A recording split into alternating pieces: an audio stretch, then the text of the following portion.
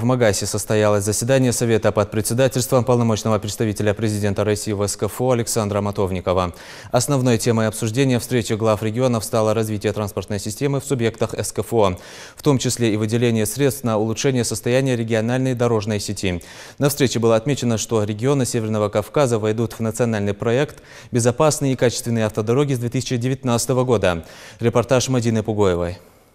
Более 2000 километров железных и 86 тысяч километров автомобильных дорог, а также 7 аэродромов объединяют регионы СКФО и страны, являясь необходимым условием территориальной целостности и экономического пространства. С этих слов начал свое выступление полпред президента России в СКФО Александр Матовников. По его словам, эти коммуникации играют важную роль во внешнеэкономических отношениях России, в частности в реализации экспорта. Часть транспортной отрасли субъектов Северокавказского федерального округа не соответствует норме по качеству и количеству, отметил он. Сегодняшние объемные и качественные характеристики транспорта, особенно его инфраструктуры, не позволяют в полной мере и эффективно решать задачи роста экономики субъектов округа, в том числе задачи удовлетворения спроса инновационного сектора на высококачественные транспортно-логистические услуги, реализации в полном объеме транзитного потенциала Северокавказского федерального округа.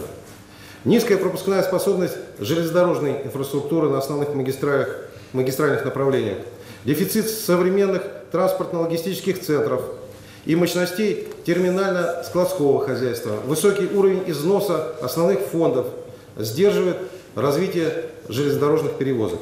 В ближайшем будущем планируется поддержать агропромышленный комплекс субъектов для налаживания экономических отношений с Ираном и Индией, отметил в своем выступлении Сергей Чеботарев. Медленное развитие транспортной инфраструктуры в определенной мере тормозит экспорт продукции регионов СКФО, поэтому дорожные артерии республик требуют серьезной модернизации. Стратегия направлена на интеграцию Северного Кавказа в транспортные узлы и коридоры международной торговли, которые образуют единый транспортный узел в Каспийском бассейне. В рамках стратегии предполагается реализация крупных транспортно-логистических проектов, в частности, строительство нового грузового терминала на территории Республики Дагестан, пассажирского терминала в городе Дербенте. Президент России Владимир Владимирович Путин на 5-м Каспийском саммите, состоявшемся в Республике Казахстан, заявил о намерении Российской Федерации реализовывать стратегию и до 2025 года построить новый глубоководный морской порт в районе Каспийска. Говоря о транспортно-логистической инфраструктуре Ингушетии, глава республики внес ряд предложений, которые позволят ускорить развитие этой отрасли в регионе. Юнусбек Евкуров также рассказал о том, что уже сделано. Что я хотел сказать? Во-первых, первое, спасибо Министерству транспорта и, конечно, лично Роману Владимировичу вам за то, что как Росавтодор вы реально там участвуете в жизни региона. Мы как минимум 4 или 5 раз в год встречаемся, обсуждаем и вопрос затрагиваем. Это раз. Второе, Николай Сергеевич, мы в прошлом году подавали дорога, мы его обосновали, показали, у нас план попал. Поэтому я просил, отдельно мы зайдем к вам, еще раз обсудим. Это Чни, Таргин и Джайдах и выход на военно-грузинскую дорогу. Это граница 82 километра Грузии, это пограничные заставы, это туристическая отрасль. Мы его обосновали, мы его в совершенстве отремонтировали, мы его сделали, готовы передать. Почему мы сейчас работаем по линии федеральной безопасности? Почему? Потому что там была тема, что этот вопрос мы должны реально устранить. Мы их устраним, еще раз будем с предложением на Минтранс. Просим все-таки поддержать, потому что единственный аэропорт сегодня один из самых красивых, привлекательных и одна из самых лучших взлетно-посадочных полос. 3300, все типы самолетов принимает. Но он пока не международный. То есть единственный аэропорт остался, поэтому я на ваше имя, Александр, и к вам обращаюсь.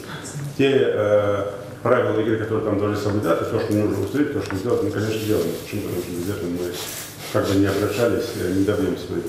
Безопасные и качественные дороги в национальном проекте, утвержденном Владимиром Путиным, с начала следующего года будут принимать участие все регионы СКФО. В настоящее время общая протяженность дорог округа регионального и межмуниципального значения составляет 21 540 километров. Из них в хорошем состоянии находится чуть больше половины. Минтранс России предложила правительству страны выделить дополнительные средства всем регионам без исключения для улучшения транспортной инфраструктуры.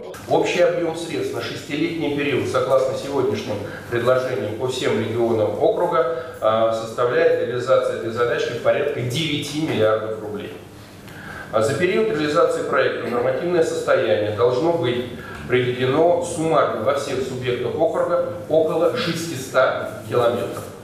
Кроме того, в рамках проекта предусматривается модернизация дорожной сети городских агломераций, образуемых всеми столицами субъектов округа. В части Республики Ингушетия это Назрань-Магасская агломерация.